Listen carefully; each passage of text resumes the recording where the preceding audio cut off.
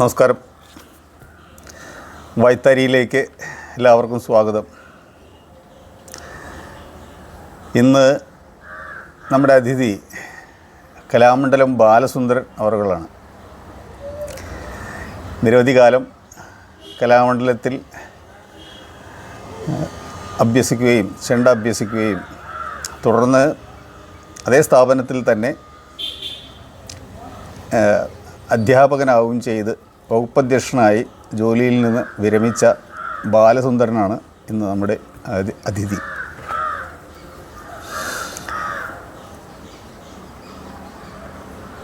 നിരവധി കാലം അഭ്യസിച്ചു എന്നതുകൊണ്ട് തന്നെ വിവിധ അല്ലെങ്കിൽ പല ആശാന്മാരുടെ കീഴിലാണ് അദ്ദേഹം അഭ്യസനം ചെയ്തത്. അപ്പോൾ ദീർഘകാലത്തെ പഠന സമ്പ്രദായങ്ങളെക്കുറിച്ച് വ്യക്തമായ ധാരണയുണ്ട്. അതുപോലെ തന്നെ കലാമണ്ഡലത്തിൽ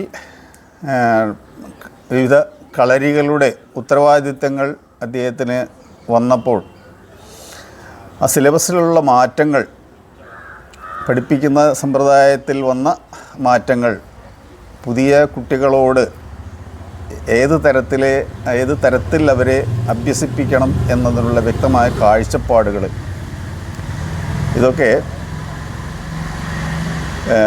ബാലസുന്ദരന് തൻ്റെ അധ്യാപനത്തിലൂടെ സാധിച്ചെടുക്കാൻ സാധിച്ചിട്ടുണ്ട്. യുവതലമുറയുടെ പുതിയ കലാകാരന്മാരെ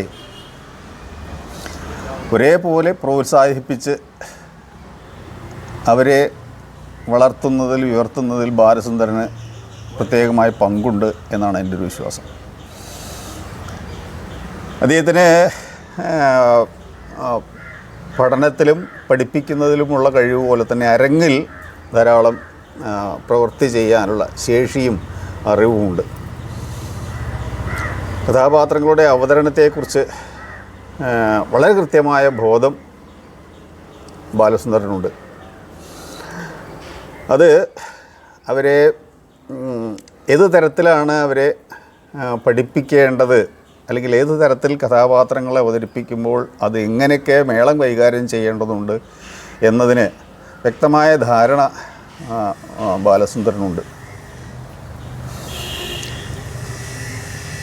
എങ്ങനെയും ഇന്ന് ബാലസുന്ദരൻ്റെ അനുഭവങ്ങളാണ് നമുക്ക് അദ്ദേഹം പങ്കുവയ്ക്കുന്നത്. അദ്ദേഹത്തിനോട് ചോദ്യങ്ങൾ ചോദിച്ച് ഉത്തരം പറയാൻ പ്രേരിപ്പിക്കുന്നത് കഥകളി ലോകത്തെ എക്കാലത്തും സ്മരിക്കുന്ന വിശ്രുതനായ പത്മഭൂഷൺ ഡോക്ടർ കലാമണ്ഡലം രാമകുട്ടി നാരാശാൻ്റെ പ്രിയപുത്രൻ അപ്പുകുട്ടൻ അവറുകളാണ്.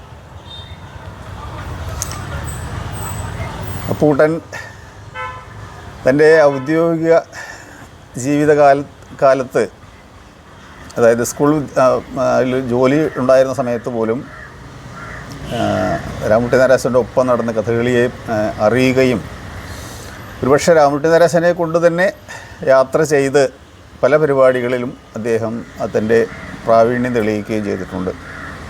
ജോലിയിൽ നിന്ന് വിരമിച്ചതിന് ശേഷം വളരെ സ്വതന്ത്രനായി എല്ലാ അരങ്ങിലും എന്നതുപോലെ അദ്ദേഹം എത്തുന്നുണ്ട്. കഥ പറയുകയും കഥകളിയെക്കുറിച്ച് സംസാരിക്കുകയും കലാകാരന്മാരെ പരിചയപ്പെടുത്തുകയും ചെയ്യുന്ന ദൗത്യം താൻ ഏറ്റെടുത്തിട്ടുണ്ട് എന്ന് പറയുന്നത് പോലെയാണ് അദ്ദേഹത്തിൻ്റെ എല്ലാ പ്രവൃത്തികളും. എങ്ങനെയും കഥകളിയെയും കലാകാരന്മാരെയും അറിയുന്ന, പ്രത്യേകിച്ച് ബാലസുന്ദരനെ വളരെ വ്യക്തിപരമായി വളരെ അടുത്ത പ്രദേശത്തുള്ളവരാണ് അവർ രണ്ടുപേരും. അതുകൊണ്ട് തന്നെ വളരെ കുട്ടിക്കാലം മുതൽ തന്നെ പരസ്പരം അറിയുന്ന അപ്പൂട്ടനാണ് ഇന്ന് ഈ ബാലസുന്ദരനോട് ചോദ്യങ്ങൾ ചോദിക്കുന്നത്.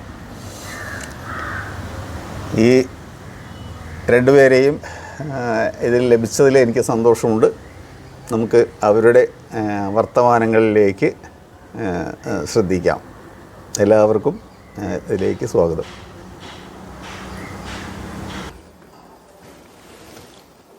നമസ്കാരം.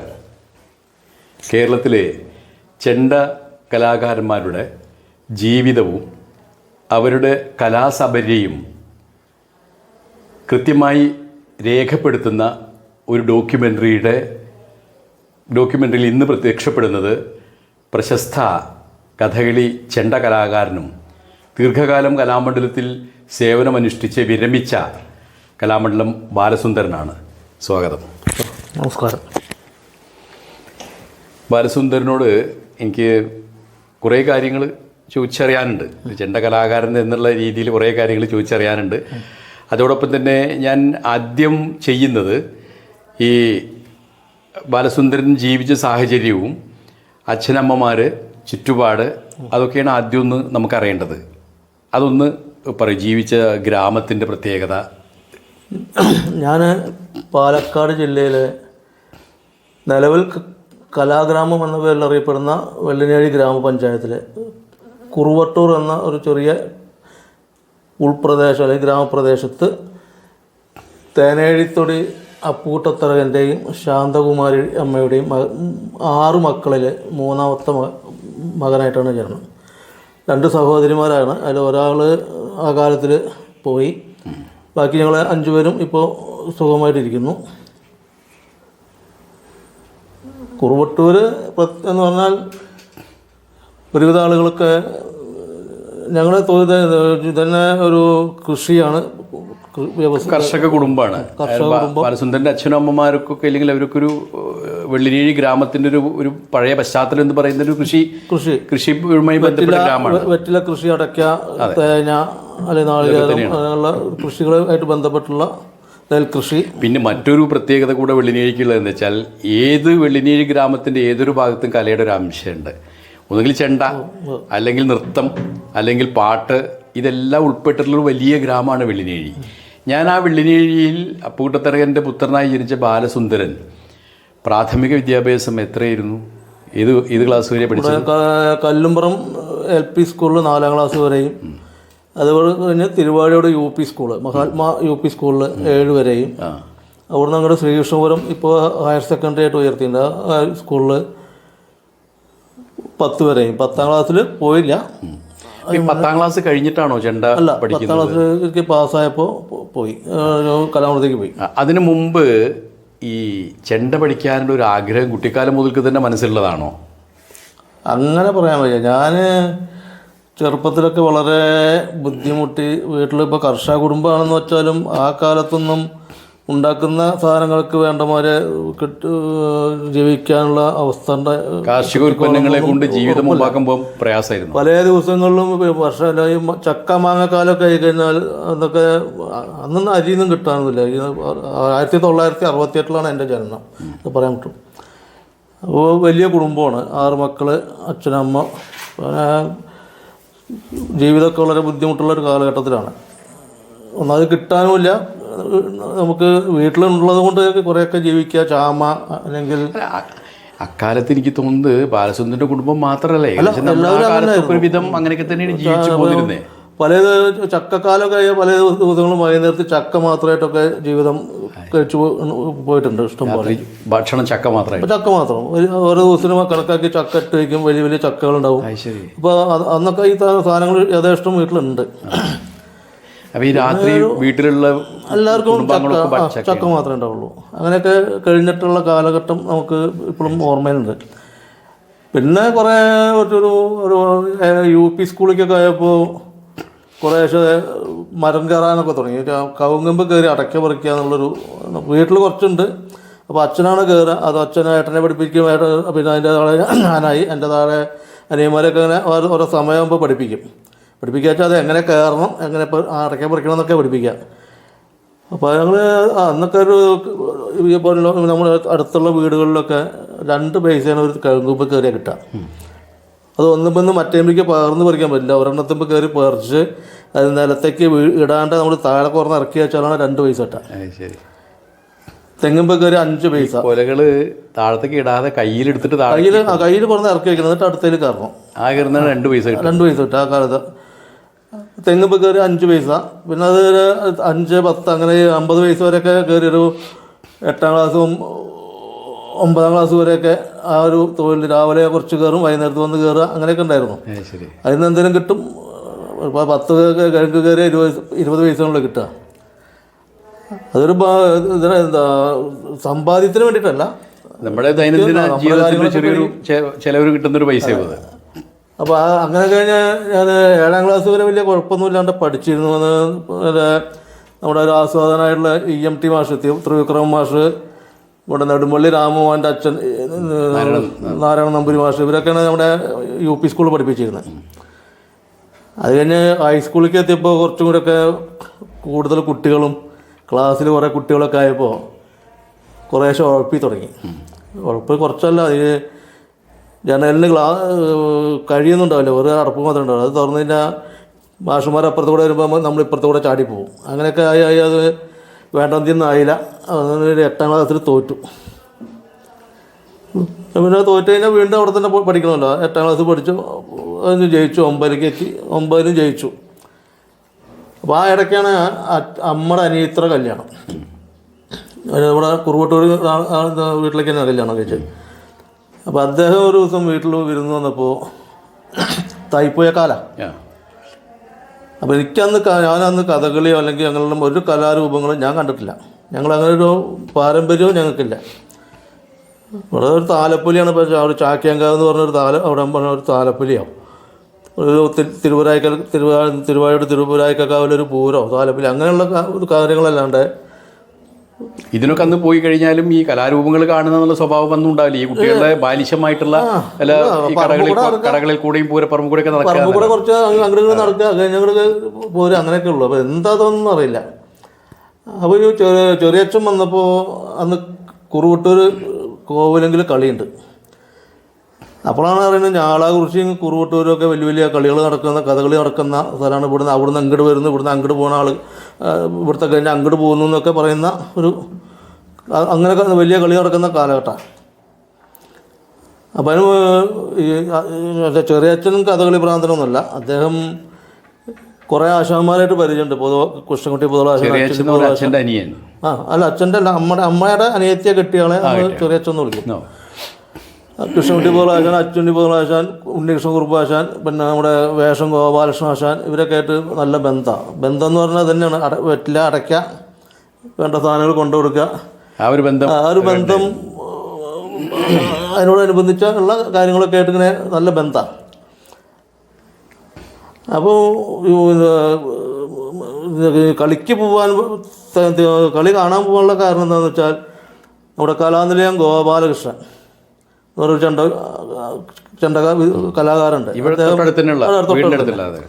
അപ്പോൾ അദ്ദേഹം കലാനിലയത്തിൽ പഠിച്ച് അരങ്ങേറ്റം കഴിഞ്ഞിട്ട് നാട്ടിൽ ഒരു പുറപ്പാട് മേളപ്പം കൊട്ടാണ്. അത് ഈ കോവിലിലാണ് കൊട്ടുന്നത്. അപ്പോൾ ഗോപാലകൃഷ്ണൻ ഇദ്ദേഹത്തിൻ്റെ ഒരു മരുമകനായിട്ട് വരും.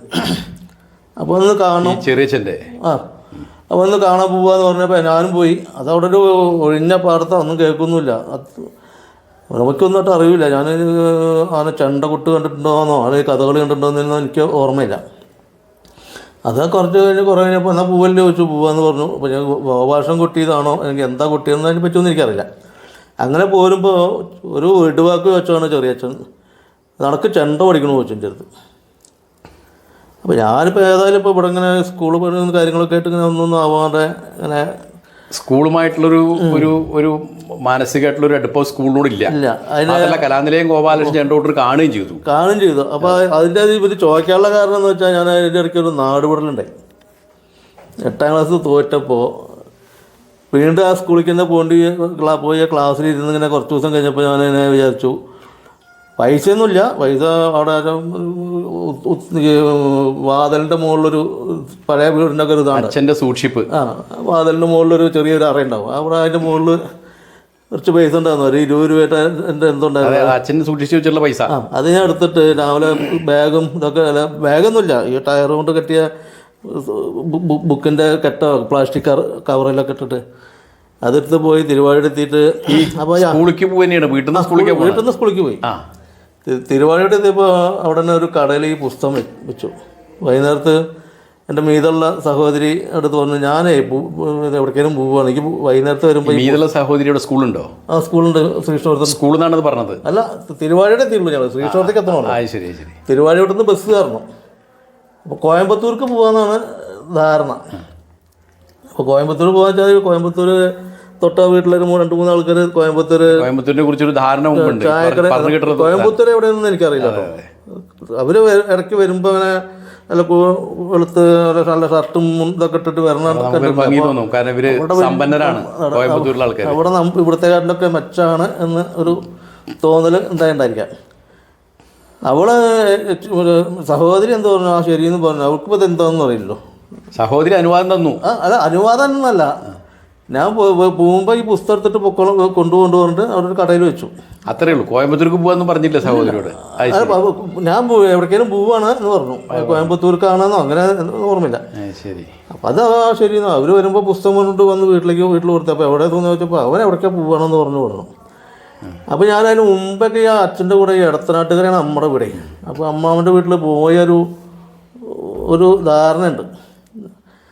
ഒരു 10 മണിക്ക് 10:05 ഒരു ബസ്, അത് ഇന്ന സ്ഥലം വരെ പോവും.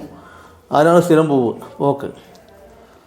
അങ്ങനെ കോയമ്പത്തൂരെന്ന് വിചാരിച്ച് പാലക്കാട് റോഡിന് പോകേണ്ട ആൾ കുറച്ച് കഴിഞ്ഞപ്പോൾ മണ്ണാർക്കാട് റോഡിലേക്ക് ഇറങ്ങി നിന്നു. ഈ ബസ് വന്നപ്പോൾ അതിൽ കയറി. അങ്ങനെ തിരുവിഴാങ്കുന്ന് എന്ന് പറഞ്ഞ സ്ഥലത്ത് ഇറങ്ങിയിട്ട് അവിടെ നിന്ന് നടന്നു പോകണം. അതൊക്കെ നടന്ന് എങ്ങനെയൊക്കെ അമ്മാവൻ്റെ വീട്ടിലെത്തി. ശരി. അപ്പോൾ അവിടെ ചെന്നപ്പോൾ എന്താ പോകുന്നത് ചോദിച്ചു. ഒന്നുമില്ല, ഞാൻ പോന്നു. അപ്പോൾ അവരിതിൻ്റെ ഗൗരവം മനസ്സിലാക്കിയില്ല. അവരും 3-4 ദിവസം അവിടെ ഇട്ടിട്ട് ഇങ്ങനെ കറക്കി. അവിടെ ഇവിടെ അന്വേഷണം തുടങ്ങി. വീട്ടിൽ 2 ദിവസമായിട്ട് അച്ഛൻ കോയമ്പത്തൂർ പോയി. അച്ഛൻ കോയമ്പത്തൂർ പോയി. അതെന്താ കോയമ്പത്തൂർ പോകാൻ അച്ഛൻ പോകാൻ എന്താ കാരണം ഉണ്ടായിരുന്നു? അല്ല, കോയമ്പത്തൂരാണ് ഇവിടെ നമ്മുടെ തൊട്ട വീട്ടിലെ 2-3 ആൾക്കാരുള്ളത്. അപ്പോൾ അവിടേക്ക് പോയിട്ടുണ്ടാവുന്ന ധാരണ. അപ്പോൾ അങ്ങനെ ഒരു ധാരണ, പോയി നോക്കാം, അതിപ്പോൾ വേറെ മാർഗ്ഗമൊന്നുമില്ല. കോയമ്പത്തൂർ 2 ദിവസമൊക്കെ പോയി കറങ്ങി തിരിഞ്ഞു.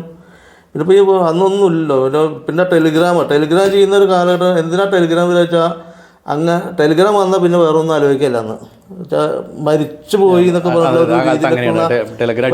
ടെലിഗ്രാം ചെയ്യുക. അല്ലാണ്ട് ബാക്കിയുള്ളതൊക്കെ വെറുതെ ഒരു കത്ത്, അത് കിട്ടിയാൽ കിട്ടിയില്ലെങ്കില്ല.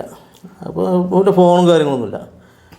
അപ്പോൾ അവിടുന്ന് അവർ കത്ത് വെച്ച് വന്നിട്ട് 4 ദിവസം കഴിഞ്ഞപ്പോൾ അമ്മാവനെ ഞാൻ വിട്ട് തിരിച്ച് വീട്ടിലേക്ക് വന്നു. അപ്പോൾ ആദ്യം തന്നെ വന്നോടുമ്പോൾ അമ്മാവൻ അച്ഛനെ കൊണ്ടായിട്ട് അതുകൊണ്ടൊന്ന് ചോദിക്കും, എന്ന് വെച്ചാൽ ഉപദ്രവിക്കൊന്നും വേണ്ട, ഇപ്പോഴത്തെ ക്ഷമിക്കാൻ, അങ്ങനെ പോട്ടെ എന്ന് പറഞ്ഞു.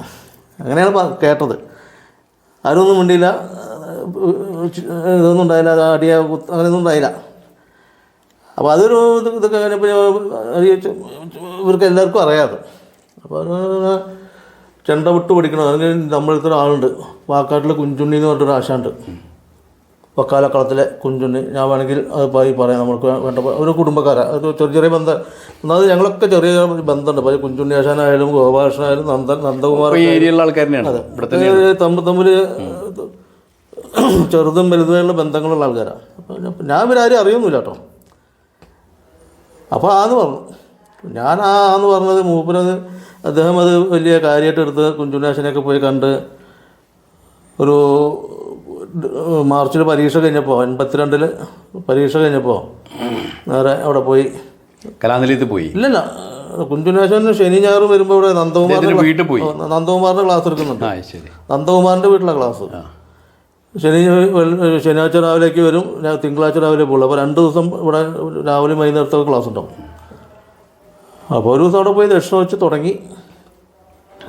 അങ്ങനെയാണ് ഈ ചെണ്ടയിലേക്കുള്ള പ്രവേശനം എന്ന് പറയുന്നത്. അപ്പോൾ ഞാൻ മനസ്സിലാക്കണത്, ഈ ബാലസുന്ദരനെ സംബന്ധിച്ചിട്ട് ഒരു കലയുടെയോ അല്ലെങ്കിൽ ചെണ്ടയുടെ ഒരു വലിയ പാരമ്പര്യം ഒന്നും പറയാനില്ല, ഒന്നുമില്ല. ഈ കാലത്ത് ഉണ്ടാക്കിയെടുത്തിട്ടുള്ള വീട്ടന്തരീക്ഷവും അതുപോലെ തന്നെ സ്കൂളുമായിട്ടുള്ള പിന്നെ ആഭിമുഖ്യക്കുറവും അതെല്ലാം കൂടി, പിന്നെ കണ്ടിട്ടുള്ള കുഞ്ചുണ്ണി എന്ന കലാകാരനെയും നന്ദകുമാറിൻ്റെ വീട്ടിലുള്ള അഭ്യാസമൊക്കെ പാടെ കൂടിയിട്ടാണ് ചെണ്ട പഠിക്കാനുള്ളൊരു സാഹചര്യം ഉണ്ടാവുകയാണ് ചെയ്തത്. അവിടെ പോയി തുടങ്ങി. പിന്നെ എല്ലാ ശനിയാഴ്ചയും ഞായറാഴ്ചയും ക്ലാസ്, ഇടയ്ക്ക് ഗോപാലകൃഷ്ണൻ ലീവിൽ വരുമ്പോൾ ബാക്കിയുള്ള ദിവസങ്ങളിപ്പോൾ സ്കൂളിൽ പോകും. തിങ്കൾ ടു വെള്ളി സ്കൂളിൽ പോകും. ശനി ഞായറാണ് ഇവിടെ ക്ലാസ്. വെള്ളിയാഴ്ച വൈകുന്നേരത്ത് അങ്ങോട്ട് പോകണം. നന്ദൻ്റെ വീട്ടിൽ പോയി ശനിയാഴ്ച രാവിലെ ക്ലാസ് സാധനം ക്ലാസ് കഴിഞ്ഞ് അങ്ങോട്ട് പോരും, വൈകുന്നേരത്ത് വീണ്ടും അങ്ങോട്ട് പോകും. അങ്ങനെ ഒരു 5-6 ക്ലാസ് കിട്ടും. വെള്ളിയാഴ്ച വൈകുന്നേരത്ത് അവിടെ വന്ന് കൊട്ടണമെന്നാണ് നിയമം, അങ്ങനെ പറയാം. നന്ദകുമാർ പഠിച്ചു തുടങ്ങിയിട്ട് അവൻ്റെ അരങ്ങേറ്റം ഏതാണ്ട് അടുത്തായിട്ടുണ്ട്. ഞാൻ പഠിക്കാൻ തുടങ്ങിയപ്പോഴാണ് അവൻ്റെ ആ കാർത്തിക വിളക്കിനാണ് അരങ്ങേറ്റുണ്ടായത്. നന്ദകുമാരൻ്റെ ഉണ്ടായത്? നന്ദകുമാരൻ ഞാൻ ഒരു കൊല്ലം പഠിച്ചു. അപ്പോൾ തന്നെ അതിൻ്റെ ഇടയ്ക്ക് അവിടെ കൊണ്ടാക്കിയ ചെറിയച്ഛൻ അവർക്ക് കഥകളിക്കോട്ടിലേക്ക് മാറി കഴിഞ്ഞ് കലാനിലയത്തിൽ ചേരണം വെച്ചു. കുഞ്ചുണ്ണാശൻ്റെ കൂടെ അവിടെ പോയി ചേരുക എന്ന് പറഞ്ഞു. അപ്പോൾ അവിടെ വീട്ടിൽ അച്ഛനൊക്കെ പാടെ കൊടുത്ത തീരുമാനവും അച്ഛനൊക്കെ പാടെ കൊടുത്ത തീരുമാനമാണ് അതൊക്കെ ചെറിയച്ഛനെ ചെറിയച്ഛൻ അച്ഛനോട് വന്ന് അനിയത്തിൻ്റെ ഭർത്താവ്. അപ്പോൾ കുഞ്ചുണ്ണാശനോട് അവിടെ സീറ്റില്ല അല്ലെങ്കിൽ എന്തോ ഒരു തടസ്സം വന്നു. അവന് വേണ്ടതേ ഒരു കാര്യം, നമുക്കൊരു കാര്യം ചെയ്യാം, കലാമൃതത്തിനാണെങ്കിൽ അതിനൊരു സൗകര്യം ഉണ്ട്, നമുക്ക് എനിക്കതിന് വേണ്ടപ്പെട്ട ആൾക്കാരുണ്ട്, ഞാൻ വേണ്ട പോലെ ചെയ്യാമെന്ന് പറഞ്ഞു. അവസാനം അത് ഇവിടെ ഗോപാലകൃഷ്ണാശൻ്റെ അവരമ്മിലാണ് വലിയ കൂട്ടുകെട്ട് വന്നു കഴിഞ്ഞാൽ പോകുന്നത് വരെ. അപ്പോൾ ഗോപാലകൃഷ്ണാശൻ കണ്ടു ഉയരം പറഞ്ഞു. അപ്പോൾ ഗോപാലകൃഷ്ണാശൻ പറഞ്ഞു മനസ്സിലായില്ല, അതാരാ? കെ ഗോപാലകൃഷ്ണൻ. കഥകളി വേഷം വടക്കംമുറി കറുത്ത ഗോപാലകൃഷ്ണൻ. അപ്പോൾ അദ്ദേഹത്തിനായിട്ട് സംസാരിച്ച് അദ്ദേഹം അത് അച്യുനിപ്പുതളാശാനായിട്ട് സംസാരിച്ച് അച്യുനിപ്പുതളാശാനെ ഗോപാലൻ്റെ വീട്ടിലേക്ക് വരുത്തി എന്നെ കാണാൻ വേണ്ടിയിട്ട്. ഞാൻ അതിന് അച്യുനിപ്പോൾ ഗോപാലകൃഷ്ണൻ്റെ വീട്ടിൽ എവിടെ ഇവിടുത്തെ വീട്ടില് തറവാട്ടിൽ വന്നു. ശരി. ഒരു ഉച്ചയ്ക്ക് ഊണ് കഴിഞ്ഞ് ഒരു കതറിൻ്റെ ഒരു വേഷ്ടി ഇങ്ങനെ കണ്ടിട്ട് അവിടെ വന്നു. ആ സമയത്തേക്ക് ഞാനും ചെറിയച്ഛനും അങ്ങോട്ട് ഗോപാലൻ്റെ വീട്ടിലെത്തി. അവിടുന്ന് ഒരു ആദ്യത്തെ എൻ്റെ ജീവിതത്തിൽ ഇൻ്റർവ്യൂ എന്ന് പറയുന്നത് ഇൻ്റർവ്യൂ അവിടെയാണ് ആദ്യത്തെ ഇതിൻ്റെ തുടക്കം. അപ്പോൾ സംസാരിച്ചു, എന്തൊക്കെ പഠിച്ചിട്ടുണ്ടെന്ന് ചോദിച്ചു, ആരാ പഠിപ്പിച്ച് ചോദിച്ചു. കുറേ അവസാനം ഗോപാലകൃഷ്ണൻ പോയിട്ട് 2 മുട്ടി കഷ്ണം ഇതിലുണ്ടാക്കി കൊണ്ടുവന്ന് പറഞ്ഞു. ഗോപാലട്ടൻ പോയിട്ട് 2 കഷ്ണം കോലുണ്ടാക്കി കൊടുന്നു. എന്നിട്ട് അവർ അന്നൊക്കെ ഈ മരപ്പടിയായി ഇപ്പോൾ ഈ തിണ്ണാന്ന് പറയുന്നതൊക്കെ മൊത്തം മരത്തിൻ്റെ പലക പഠിച്ച പടിയാണ്. അതിന് മുകളിൽ 2 എണ്ണം കൊട്ടിച്ചു. അങ്ങനെയാണ് തുടക്കം. ഈ കുഞ്ചുണ്ണാശൻ്റെ അവിടുത്തെ ക്ലാസ് ഒരു പ്രത്യേക ക്ലാസ് കേട്ടോ. അത് ആശാൻ ചെണ്ടയുമ്പോൾ കേൾക്കുന്ന ശബ്ദം ഉണ്ടല്ലോ, ആ ചെണ്ടനാദം എന്താണോ ആ രീതിയിലാണ് ചൊല്ലന്നെ പറയാം. വായ്ത്താരി പറയാം. കണ്ണണ്ണക്ക ആ ഒരു കറക്റ്റായിട്ട് ചെണ്ടയിൽ കോലുകൾ വീഴുന്ന അതേ ശബ്ദത്തിൽ തന്നെയാണ്. അത് ഓരോന്നും കൃത്യമായി താളം പിടിച്ച് പറഞ്ഞ് കേൾപ്പിച്ചാലാണ് അടുത്ത് പഠിപ്പിക്കുള്ളൂ. അങ്ങനെയാണ് നമ്മൾ ഈ ചൊല്ലൊക്കെ കേട്ടിട്ടുണ്ട്. ഞങ്ങൾ ഈ ഒരു യാത്രയ്ക്ക് ഇതേപോലെ തന്നെ നന്നായി വായ്ത്താരി പറയും. ശരിക്കും ചെണ്ടക്കൂലികള് ഇത്ര സ്മൂത്തായിട്ട് വായ്ത്താരി പറയുന്ന ആളുകളെ വേറെ കണ്ടില്ല. നന്നായി പറയും, ഇത്രയായിട്ട് പറയും. അത് ചെണ്ട ശബ്ദത്തിൽ തന്നെ പറയുന്നുള്ളൂ. പറയും അയച്ച കൂലികൾ വീഴുന്നതിൻ്റെ ശബ്ദത്തിനനുസരിച്ച് പറയും അത്. അപ്പോൾ താളം പിടിച്ച് പറയാനൊക്കെ കുറേ എന്നെ ഗോപാലകൃഷ്ണൻ കുറേ സഹായിച്ചിട്ടുണ്ട്. ഒരെണ്ണം ഞാൻ തായമ്പകയാണ് പഠിച്ചത് കുഞ്ചുണ്ണാശൻ്റെ അടുത്ത്. അച്ഛനിപ്പോളെ അവിടെ നിന്ന് കണ്ടതിന് ശേഷം ഈ കോല് കൊണ്ടുവന്ന് കുട്ടിക്കാൻ വേണ്ടി പറഞ്ഞ് അതൊക്കെ നോക്കിയതിന് ശേഷം കലാമണ്ഡലത്തിൽ ചേരാൻ തീരുമാനിച്ചു. ഇല്ല, തീരുമാനം ആയില്ല. നമ്മൾ അച്ഛനിപ്പോൾ ആശാൻ തോന്നി കുഴപ്പമില്ല എന്ന് തോന്നി. അവിടെ ഇൻ്റർവ്യൂവിന് കൃഷ്ണകുട്ടി ആശാനാണ് കലാമണ്ഡലത്തിൽ, അവിടെ സീനിയർ ആശാനാണ്. അപ്പോൾ പ്രായം എത്ര ഉണ്ടാവും ഏകദേശം കലാമണ്ഡലത്തിൽ പോകുന്ന സമയത്ത്? ആർക്ക്? ബാലചന്ദ്രൻ്റെ പ്രായം എന്താവും ഏകദേശം? 15 വയസ്സ്. 15 വയസ്സ്. ആ സമയത്താണ് കലാമണ്ഡലത്തിൽ പോണത്. ഇന്റർവ്യൂവിന് കൃഷ്ണൻകുട്ടി പോളായിരുന്നു. പൊതുളാശാനാണ്. അപ്പോൾ ഏട്ടനെ പോയി കാണേണ്ടിയിരുന്നു പറഞ്ഞു അച്ഛനും പോള. അതെ.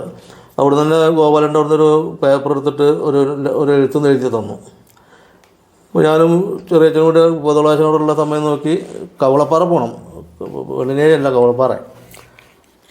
അത് ഇവരൊക്കെ തമ്മിൽ ബന്ധമുണ്ട്. ബന്ധം തന്നെയാണ്. വെറ്റിലടയ്ക്ക ആഴ്ചക്കാഴ്ചക്കുള്ള സാധനം കൊണ്ടു കൊടുക്കുക, നല്ല സാധനം കൊടുക്കുക. അപ്പോൾ വരേണ്ടത് പറഞ്ഞു. അത് ചെന്നു, ആശാനെ കണ്ടു, എന്നിട്ട് ഇൻ്റർവ്യൂവിന് പോയി. കൃഷ്ണൻകുട്ടിപ്പാടെ വീട്ടിൽ ചെന്നു, അദ്ദേഹത്തിനെ കണ്ടു. അപ്പോൾ അദ്ദേഹം എന്ത് പറഞ്ഞു? അദ്ദേഹം ഇൻ്റർവ്യൂവിന് വരാൻ പറഞ്ഞു. അദ്ദേഹത്തിനെ കണ്ടപ്പോൾ തന്നെ പേടി ചെയ്യോ? കുട്ടിയല്ലേ? ഇതിന്റെ പഠിക്കാൻ ചെന്നപ്പോൾ ഏതാണ്ട് രൂപം ചെറിയ ശിക്ഷയൊക്കെ ഉണ്ട്. അതൊന്നിപ്പോൾ നമ്മൾ വീട്ടിലൊക്കെ അങ്ങനെ കലാമണ്ഡലത്തിൽ ജോയിൻ ചെയ്തു. ഇല്ല, ഇന്റർവ്യൂവിന് പോയി. ഇന്റർവ്യൂവിന് ചെന്നപ്പോഴാണ് അറിയാം 2 പേർക്ക് സ്റ്റൈപ്പൻ്റ് ഉള്ളൂ. അത് ശരി. ഒരു രണ്ട് കുട്ടികളൊക്കെ 2 കുട്ടികളെ സ്റ്റേറ്റ്മെന്റ് പ്രകാരം എടുക്കുള്ളൂ. അവിടെ സീറ്റ് അത്രേ ഉള്ളൂ. പിന്നെ ആർക്കെങ്കിലും വേണമെങ്കിൽ ഫീസ് കൊടുത്ത് പഠിക്കാം. ഈ 68, 10, 78, 83-ലാണ് 83 2 കുട്ടികൾക്ക് അവിടെ സ്റ്റൈപ്പൻഡ് ഉള്ളത്. അത് ശരി. അത് ചെണ്ടയ്ക്കാണോ? ചെണ്ടയ്ക്ക് ചെണ്ട വിഭാഗത്തിന് 2 കുട്ടികളാണ് അന്ന് എടുക്കുന്നുള്ളൂ സ്റ്റൈപ്പൻഡ് സർക്കാരിൻ്റെ ബേസിൽ. അപ്പോൾ അവിടെ ഇന്റർവ്യൂ ആരൊക്കെ വന്നു, എത്ര ആൾ വന്നതെന്ന് നമുക്കറിയില്ല. എന്തായാലും 3 ആളെ എടുത്തു. അത് എൻ്റെ കൂടെ ഉണ്ടായിരുന്നത് വലിയ ആശാന്മാരുടെ മക്കളാണ്. തൃത്താല കുഞ്ഞീഷ്ണ പോതാൾ എന്ന് പറഞ്ഞാൽ സാമ്പ വിദഗ്ധനായുള്ള അദ്ദേഹത്തിൻ്റെ 2 മക്കൾ കലാമത്തിലേക്ക് പഠിക്കാൻ വന്നിരിക്കാം, കേശവദാസും ശങ്കരകൃഷ്ണനും. അതൊക്കെ ബാലസുന്ദറിൻ്റെ അതേ ഇന്റർവ്യൂ തന്നെയാണ്. അതെ. അപ്പോൾ 2 പേരും ഒരു വീട്ടിലായതുകൊണ്ട് എനിക്ക് സ്റ്റൈപ്പൻഡ് കിട്ടി. ഒരു വീട്ടിലേക്ക് ഒരു സ്റ്റൈപ്പൻഡേ കിട്ടും. അത്രേ ഉണ്ടാവുള്ളൂ. അങ്ങനെ ആയിരിക്കണം. അതുപോലെ ഏട്ടൻ ഫീസ് കൊടുത്തിട്ടും അനിയൻ സ്റ്റൈപ്പൻഡ് ആയിട്ടും. ബാലസുന്ദരന് ഒരു സ്റ്റൈപ്പൻഡ് ബാലസുന്ദരൻ 3 പേരാണ് ഞങ്ങൾ. സ്റ്റൈപ്പൻഡ് എത്ര രൂപയെന്ന് കലാമണ്ഡലത്തിൽ സ്റ്റൈപ്പൻഡ്? ഈ ഭക്ഷണത്തിലുള്ള ചെലവ് ഇത്രയല്ലേ ഉള്ളൂ? കലാമണ്ഡലത്തിലെ ചെലവ് അതാ നമുക്ക് ഇങ്ങോട്ട് തരുന്നില്ല, നമ്മൾ അങ്ങോട്ട് കൊടുക്കണ്ട. അതെ, അത്രേ ഉള്ളൂ. അല്ലാണ്ട് ഇങ്ങോട്ടൊന്നും കിട്ടാനില്ല. അങ്ങനെ ഞങ്ങൾ 3 പേരാണ് അവിടെ ജൂൺ 1-ാം തീയതി അല്ലെങ്കിൽ 2-ാം തീയതി അങ്ങനെ. ആദ്യത്തെ ആശാനാരായിരുന്നു? ആദ്യം ഏത് കളരിയിൽ ആദ്യം പോയത്? ഏത് കളരിയിലായിരുന്നു? അത് അവിടെ തീരുമാനമുണ്ടായിരുന്നു. ഞാനും അനിയനും അച്ഛനി പോളാശൻ്റെ കളരിയിലും ഏട്ടനെ പോതോളാശൻ്റെ കളരിയിൽ നിന്ന് ഒരു തീരുമാനം ഉണ്ടായിരുന്നു. സാധാരണ കലാമണ്ഡലത്തിൽ ഈ 2 ആശാന്മാർ മാത്രമുള്ളത്. കൃഷ്ണകുട്ടി പുളാശാനും മണ്ണാടി ആശാനും അച്ഛനി പുളാശാനും ഉണ്ണികൃഷ്ണാശാനും ഉണ്ട്. ഉണ്ണികൃഷ്ണാശാൻ 82 സെപ്റ്റംബറിലിട്ട് ജോയിൻ ചെയ്തിട്ടുള്ളൂ. ഉണ്ണീഷാശാൻ അന്ന് ജൂനിയർ ആയിരിക്കും. ഒരു കൊല്ലമായിട്ടില്ല. 82 സെപ്റ്റംബർ, ഞാൻ 83 ജൂണിൽ ചെല്ലും. അപ്പോൾ ഞാൻ ചോദിക്കണല്ല, ആ കാലത്ത് ഇപ്പോൾ ഈ ഉണ്ണീഷേട്ടനായിരിക്കും ഇപ്പോൾ അവിടുത്തെ ഏറ്റവും ജൂനിയർ ആയിട്ട് ഈ പറഞ്ഞു കേൾക്കുമ്പോൾ സീരീസ് പറഞ്ഞു കേൾക്കുമ്പോൾ ഏറ്റവും ജൂനിയർ ആയിട്ട് അധ്യാപകൻ ഉണ്ണീഷേട്ടനായിരിക്കും. അപ്പോൾ ഇതിൻ്റെ ഈ പ്രാരംഭം എന്നുള്ള രീതിയിൽ എന്തുകൊണ്ടായിരുന്നു അച്ഛനുപോലുള്ള കളരിക്ക് പോലെ എന്താ കാരണം? അത് ചൊല്ലാട്ട കളരിയാണ് ഉണ്ണികൃഷ്ണൻ. ജൂനിയേഴ്സിനൊക്കെ എപ്പോഴും ചൊല്ലാട്ട കളരി ഉണ്ടാവുക. മെയിൻ കളരികൾ നടക്കണം. ക്ലാസ് ഉറപ്പിക്കൽ ആശാന്മാരാണ്. ക്ലാസ് 2 ക്ലാസ്സേ ഉള്ളൂ. ബാക്കി ഉള്ള ചൊല്ലാട്ടത്തിന് കൊട്ടാനുള്ള ആൾക്കാർ കൊട്ടുക, അല്ലെങ്കിൽ കൊട്ടിക്കാൻ ചിലപ്പോൾ അച്ഛനി പുളാശം തന്നെ പോണ്ടി വരും, ചിലപ്പോൾ മണ്ണാടേശം പോണ്ടി വരും. രാമൂട്ടി ആശാൻ്റെ മാഷാൻ്റെ പോലുള്ള ആൾക്കാരുടെ ആശാന്മാരുടെ കളരിയാണ്. അപ്പോൾ അതനുസരിച്ച് ഇതുവരെ ക്ലാസ് അച്ഛനി പുളാശാണ് മെയിൻ ക്ലാസ്. മെയിനായിട്ട് പറഞ്ഞാൽ ഞാനങ്ങനെ പറയാം, മെയിനായിട്ട് ഏറ്റവും കൂടുതൽ ക്ലാസ് എടുക്കുന്ന ആൾ അല്ലെങ്കിൽ ആശാൻ എന്ന് പറയുന്നത് അച്ഛനി പുളാശാനാണ്. പൊതുളാശം വരുമ്പോൾ അവിടെ കുറച്ച് ആൾക്കാരുണ്ടാവും. ഈ ആശാൻ വന്നില്ലെങ്കിൽ അവരും ഇവിടെ ഉണ്ടാവും. അങ്ങനെയാണ്. ഇവിടുന്ന് അങ്ങോട്ട് വളരെ തുച്ഛം. ഞാൻ 1 പ്രാവശ്യം 2 പ്രാവശ്യത്തെ പൊതുളാശാൻ അവിടെ ഇരുന്നുണ്ട്. അപ്പോൾ ഞാൻ ഇവിടുന്ന് അവിടെ പോയിരുന്ന ഒന്നും കൊട്ടിക്കൊന്നുമില്ല. കാരണം അച്ഛനെ പൊതുളാശം പഠിപ്പിച്ചാണല്ലോ. അപ്പോൾ പൊതുളാശം പ്രത്യേകിച്ച് ഒന്നും കൊട്ടിക്കൊന്നും ഉണ്ടായില്ല. മണ്ണാടേശനും അങ്ങനെ ക്ലാസ് നിർത്തിട്ടില്ല. മണ്ണാടേശൻ അവിടുത്തെ ഞാൻ പറഞ്ഞപ്പോൾ ഈ ബാലസുന്ദരൻ എന്ന വെള്ളിനേഴി ഗ്രാമീണ അന്തരീക്ഷത്തിൽ തീർത്തൊരു കർഷക കുടുംബത്തിൽ വളർന്നുണ്ടായിട്ടുള്ള ബാലസുന്ദരൻ അടുത്ത സ്റ്റെപ്പിലേക്ക് കടന്നിരിക്കുകയാണ് ഇപ്പോൾ. അപ്പം ഇതൊന്നും മാറി കലാമണ്ഡലം എന്ന് പറയുന്ന ഒരു വലിയ സങ്കേതത്തിലേക്ക് കലാകാരന്മാർ ഇപ്പോൾ പറഞ്ഞ പേരുകൾ പറയുമ്പോൾ തന്നെ നമുക്കറിയുന്നുണ്ട്. ഇപ്പോൾ കൃഷ്ണൻകുട്ടി പോളാശാനാണെങ്കിലും അച്ഛനി പോളാശാനാണെങ്കിലും ജനവണ്ണാടെ ആ ഒരു മേഖലയിലേക്ക് അങ്ങോട്ട് അവിടെ കയറി നിൽക്കുകയാണ്. അവിടെയാണ് അച്ഛനുപാളയത്തിലാണ് ആദ്യത്തെ കളരി ആരംഭിക്കുന്നത്. അവിടെയാണ്. അവിടെ എത്ര വർഷമായിരുന്നു ഈ ആദ്യത്തെ കോഴ്സ്? എത്ര വർഷമായിരുന്നു? 4 വർഷം കോഴ്സ്. 4 വർഷ കോഴ്സ്. ഈ 4 വർഷവും പഠിപ്പിച്ചിരിക്കുന്ന അച്ഛനുപാള് തന്നെയാണോ? അല്ല, അതിന് മുമ്പ് അവരൊക്കെ റിട്ടയർ ചെയ്തു. എൻ്റെ 3ാമത്തെ കൊല്ലപ്പോൾ അച്ഛനി പുളാശൻ പോയി. അതിന് മുമ്പ് കൃഷ്ണകുട്ടി പുളാശൻ അവരൊക്കെ റിട്ടയർ ആയിക്കോളും. അപ്പോഴേക്കും ബലരാമാശാനും വിജയകൃഷ്ണാശാനും അതിൻ്റെ പിന്നാലെ അവിടെ വാരണാസി മൂസ് എന്ന് പറയുന്ന നാരായണപൂരി ആശാൻ. അച്ഛനുപാളുടെ കീഴിൽ എത്ര വർഷമായിരുന്നു പഠിച്ചിരുന്നേ? അച്ഛനുപാളുടെ കീഴിൽ എത്ര വർഷം? ഏതാണ്ട് 3 വർഷം. 3 വർഷം. അത് കഴിഞ്ഞ് പിന്നെ ആരുടെ കീഴിലായിരുന്നു? പിന്നെ അതിൻ്റെ എന്താ വെച്ചാൽ ഈ ഉണ്ണീഷാശൻ ഇടയ്ക്കിടയ്ക്ക് ക്ലാസ്സിൽ വരും. ചില ദിവസം സാധനങ്ങൾ, ചില ദിവസത്തെ ക്ലാസ്സുകൾ ഉണ്ണിരാജൻ്റെ. അതിനിടയ്ക്ക് പിന്നെ അപ്പോഴേക്കും ബലരാമാശാൻ വന്നപ്പോൾ ബലരാമാശാൻ ഉണ്ണിരാജന് പഠനത്തിൽ സീനിയർ ആയതുകൊണ്ട് ഉണ്ണിരാജൻ അപ്പോഴും ചൊല്ലാട്ട കളരി കാര്യം ബലരാമാശാന് ക്ലാസ് കൊടുത്ത്. അപ്പോൾ അങ്ങനെ ഒരു കൊല്ലം 4ാമത്തെ കൊല്ലം ബലരാമാശാൻ്റെ ക്ലാസ്സിൽ ഇരുന്നുണ്ട്. ഉണ്ണിരാജൻ്റെ ക്ലാസ്സിലും തർക്കമില്ലാണ്ട് ഇരുന്നുണ്ട്. പിന്നെ ഒരു വെള്ളിയാഴ്ച ഉച്ചയ്ക്ക് ശേഷമുള്ള ക്ലാസ് അച്ഛനി പ്രാവശ്യം വരില്ല. ഒപ്പിട്ട് വന്നു കഴിഞ്ഞാൽ പിന്നെ വീട്ടിൽ പോകാനുള്ള വെള്ളിയാഴ്ച പോരും. വെള്ളിയാഴ്ച എല്ലാവരും അങ്ങനെ വെള്ളിയാഴ്ച 3 മണിക്ക് ഒപ്പിട്ട് കഴിഞ്ഞാൽ പിന്നെ വീട്ടിലേക്ക് പോകാനുള്ള വട്ടം കൂട്ടലാണ്. നിങ്ങൾക്കൊന്നും പോരാൻ പറ്റൂല. ഞങ്ങൾക്കൊന്നും പറയാൻ പറ്റില്ല. അന്ന് ശനി ഞായർ സാധനം ചെയ്യണം, അങ്ങനെയൊക്കെ ഉണ്ട്. ആശാന്മാർക്ക് ആ സമയത്ത് വീട്ടിലേക്ക് പോരാം. ഞാനൊക്കെ പോരുമ്പോൾ എൻ്റെ ഗൈഡും കൂടി അച്ഛനി പുളാശനായിരുന്നു. എന്നെ പറഞ്ഞ ചെറിയൊരു പൈസയൊക്കെ ആശാനെ പുറത്ത് ഏൽപ്പിച്ചിട്ടുണ്ടായിരുന്നു, എപ്പോഴേലും പോരാനുള്ള വലിച്ചിലൊക്കെ. അച്ഛൻ അപ്പോൾ ആദ്യം തന്നെ ഞാൻ ചെന്നിട്ട് ഒരാഴ്ച കഴിഞ്ഞപ്പോൾ തന്നെ പോരണമെന്ന് പറഞ്ഞു. അപ്പോൾ ആശാൻ്റെ കൂടെ പോകുന്നത്. പിന്നെ അങ്ങോട്ട് പിന്നെ ഒറ്റയ്ക്ക് പോയി, ഞായറാഴ്ച എത്തണമല്ലോ.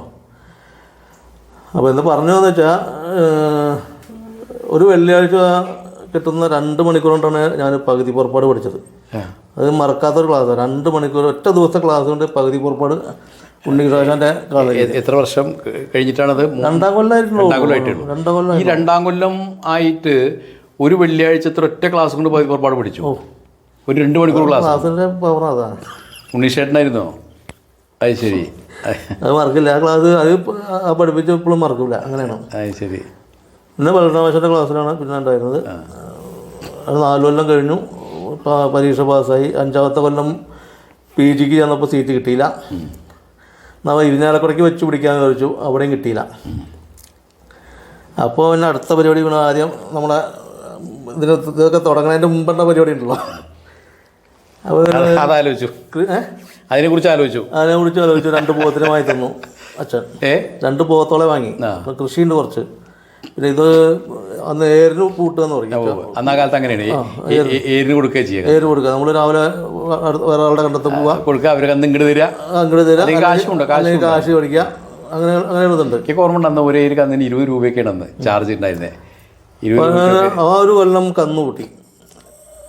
അത് നാരാശൻ്റെ കണ്ടം മുതൽ കൃഷി മുതൽ വാഴയില ഇവിടെ ഇടത്തേ കൊണ്ട് കൂട്ടിയിരുന്ന ദാമോദരം മാഷ ആശാൻ്റെ കൃഷി മുതലൊക്കെ അങ്ങനെ ഒരു 3-3.5 മാസം കൃഷി ഇതിൻ്റെ കാലം.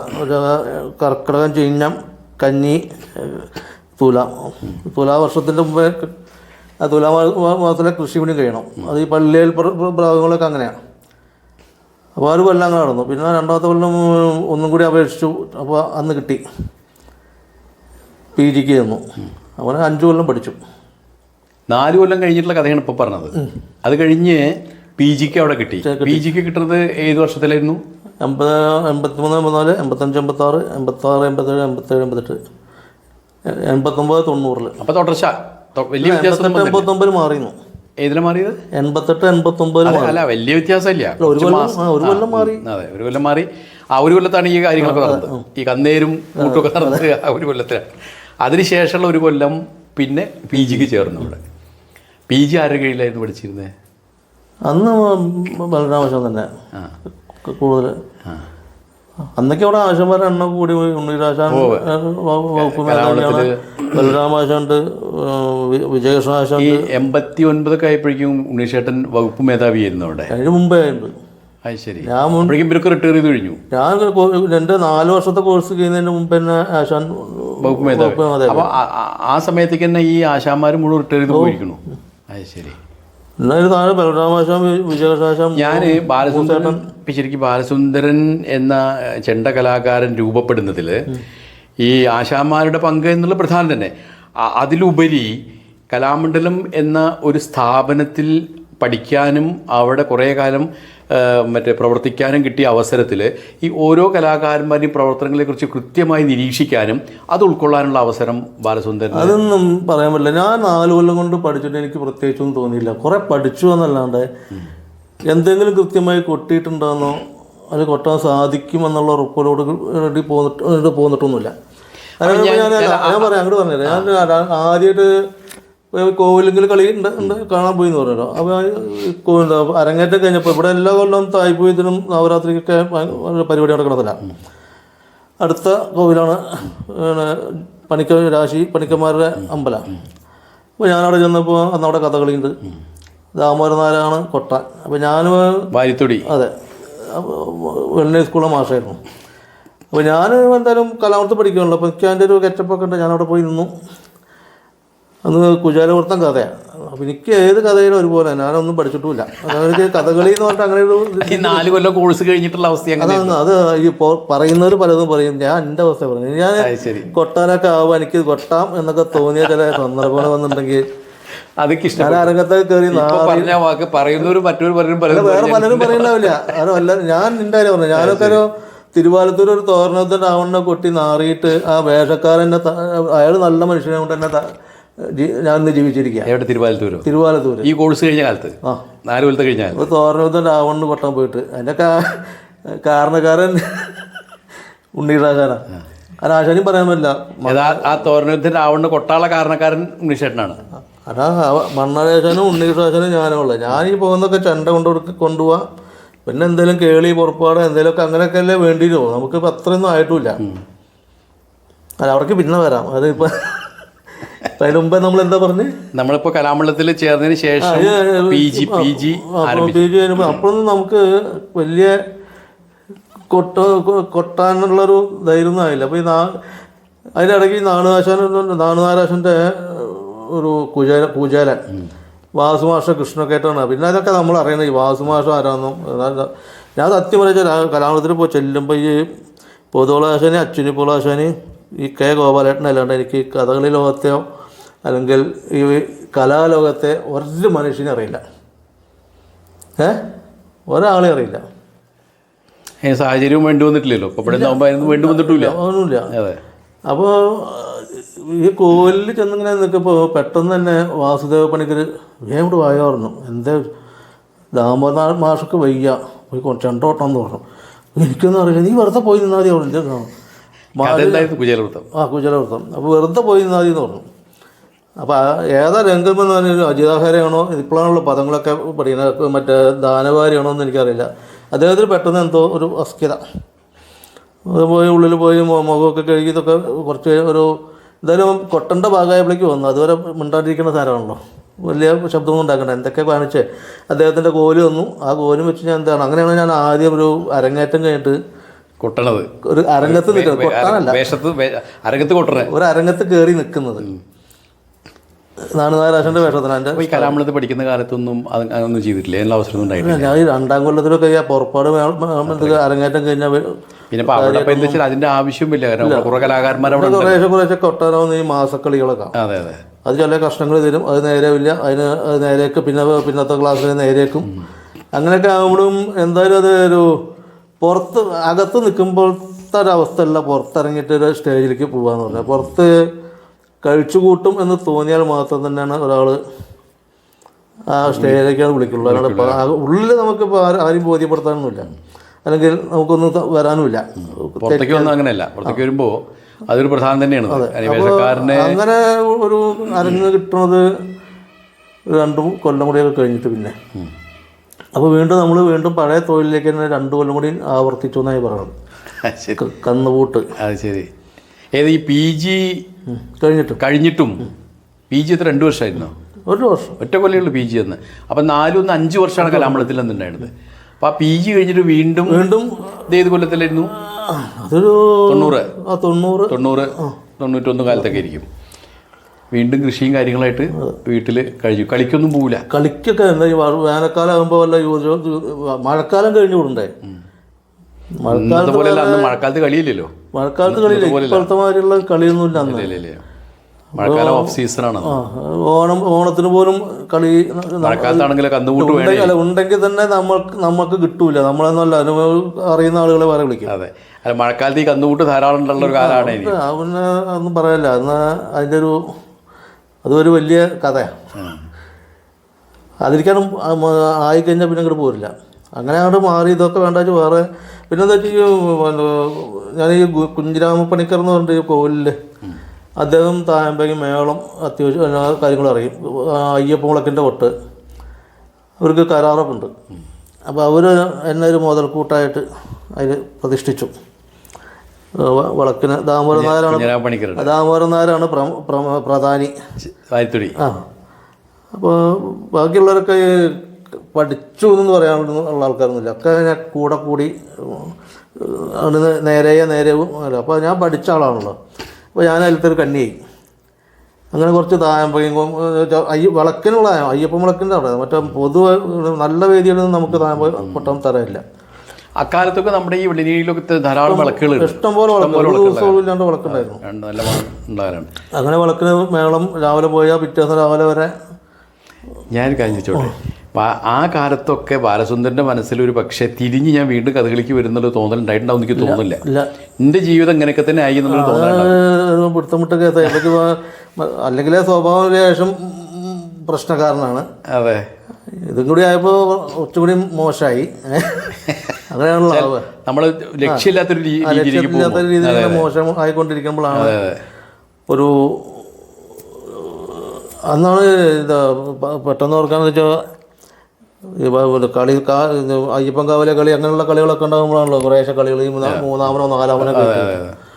അപ്പോൾ അതൊക്കെ കഴിഞ്ഞ് ഇരിക്കുന്ന ഒരു സമയത്താണ് 91 നാപ്പാശാൻ ഒരു ദിവസം ഇതേമാതിരി ഒരു മഴക്കാലത്ത് തന്നെയാണ് വീടൊക്കെ അന്വേഷിച്ച് പിടിച്ച് വീട്ടിലേക്ക് വന്നു.